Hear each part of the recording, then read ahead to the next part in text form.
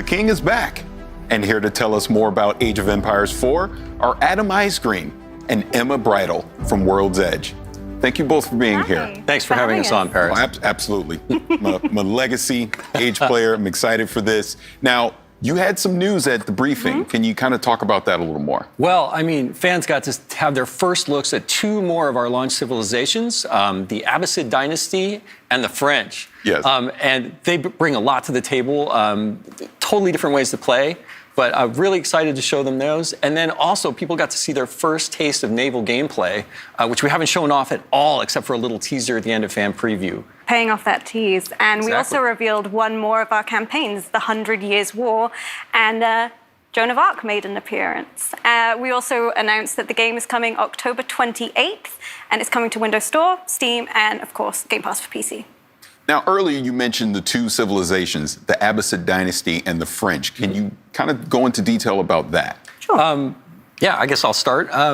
The Abbasid. So the Abbasid dynasty is this amazing technological powerhouse of a civilization that has a really unique mechanic that we're bringing to them in Age of Empires 4. It's actually unique across all the civs that are in the game, in that they construct this bastion of knowledge called the House of Wisdom, and they can keep upgrading it with different wings, and that gives them a host of incredible technologies that leverage their army, their economy, their resources.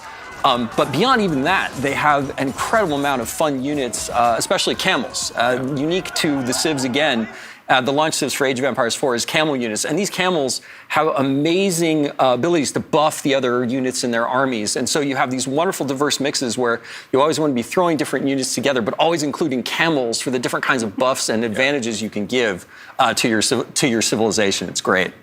And the French are really, really strong with trade. They've got some great options that are going to make your late game really, really interesting. They have a landmark called the House of Commerce.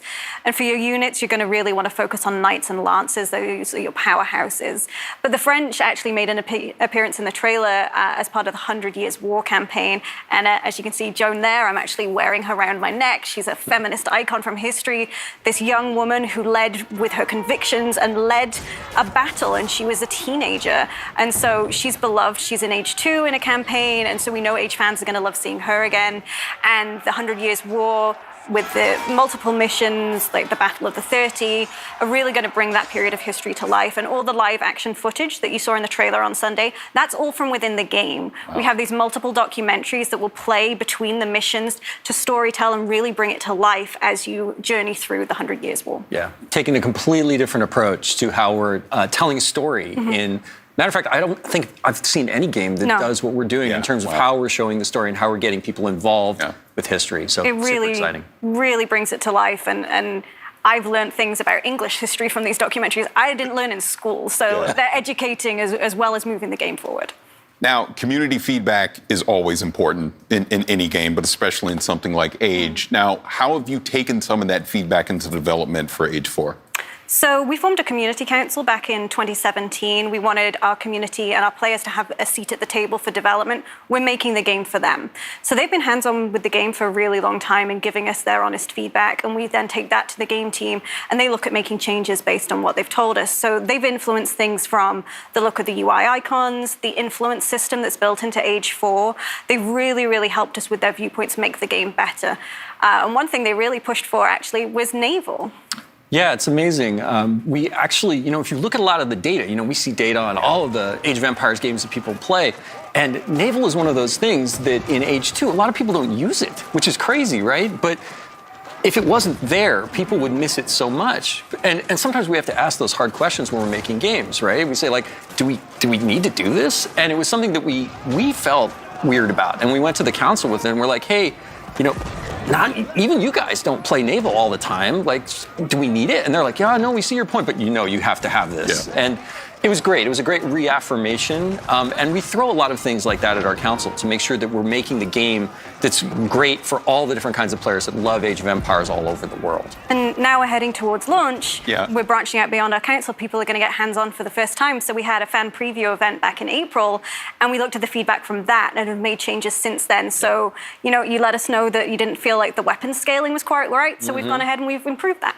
That is fantastic. Now, you actually hit on something that I wanted to jump into because Age has been around for a while. There's been previous games, but you continue to make content for those. So what's some of the news you can share as far as development with some of the legacy Age games? Well, we have a new expansion coming in August for Age 2 Definitive Edition called Dawn of the Dukes.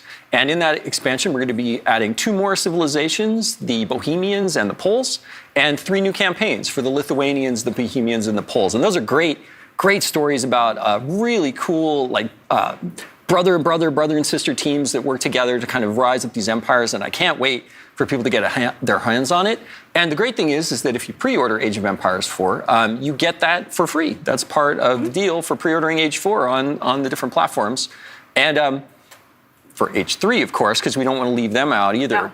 No. Age 3 Definitive Edition, we're hard at work on an African PDLC with new civilizations and campaigns. Cool. Yeah. And I can't wait to show more, but we're not ready to talk about that one just yet. But if you don't want to miss out, go to ageofempires.com, become an insider. You get little sneak peeks at things we've got coming and chances to get hands-on with content early. Yeah. Now, shifting us back to the present in Age 4, what's some of the things people can expect as we lead up to launch?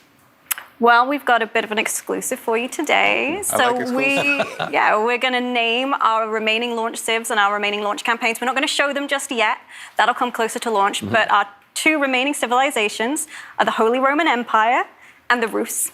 And the names of our 2 remaining campaigns are the Rise of Moscow and the Mongol Empire. All that sounds fantastic. Please. No, I was just going to say I'm so excited. I get all gushing about things like this. You're going to have to wait a little more to get information and see more detail on those civilizations and campaigns, but we've also got a ton of stuff planned. We have a beta that's going to be coming up. So you can go to ageofempires.com to sign up be an insider to get in our beta and get a chance to actually get hands-on with the game. And then, of course, again, we're launching October 28th. 28th. Yep. How long to wait? On Steam, on Windows 10, and on Game Pass for PC. So it should be great any way you want to play. We're just really excited. That is great, and I'm sure Age fans all around the world are really looking forward to that. So, again, Adam, Emma, thank you so much for being here. Thanks for having us on. No, thank you.